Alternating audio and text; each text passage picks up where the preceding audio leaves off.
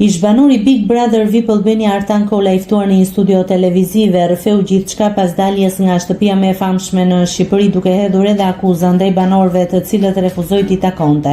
Mes tyre përmendi edhe Rogertin, që me sa duket e njeh edhe nga jashtë. Kur kam qenë unë i famshëm, të tjerët të ruanin lopët. Rogerti për shembull punonte në kesh në Lezhë, merrte lekët e të gjithëve dhe luante bixhoz. Prandaj iku. Nuk i tha shumë këto brenda se nuk jam unë në Rogerti.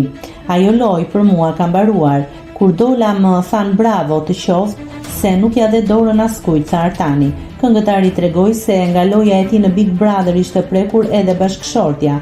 Gruan e gjeta të traumatizuar.